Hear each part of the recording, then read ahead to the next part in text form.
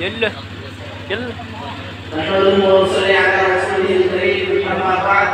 قال الله تبارك وتعالى في القرآن المجيد والقرآن الحميد: إن الصلاة تنهى عن الفحشاء والمنكر.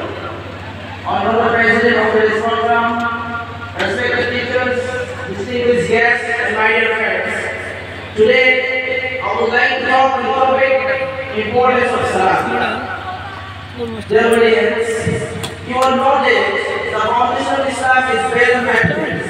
These are: number one, practitioner of Shahada, which means that there is no God besides Allah, and Muhammad sallallahu alaihi wasallam is the slave and messenger. Number two, establishing prayer. Number three, giving zakah. Number four, fasting in Ramadan.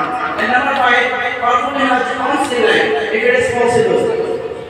Dear friends, among the factors of Islam, one of the most important point is prayer, which is Allah the most exact and is repeated what Allah establishes. Allah subhanahu wa ta'ala says in the Quran, Aqimus Salah, means establish prayer in order to take their life. Similarly, which mentions the importance of prayer, Allah the exact says in another place, Inna Salah tanha 'anil fahsha'i wal munkar.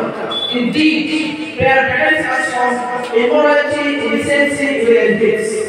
Dear audience, you can't even imagine how many places the virtue of prayer has been mentioned in the Quran and Hadith. Allah the Most High has given this great gift by inviting His beloved Prophet Muhammad to the seventh heaven.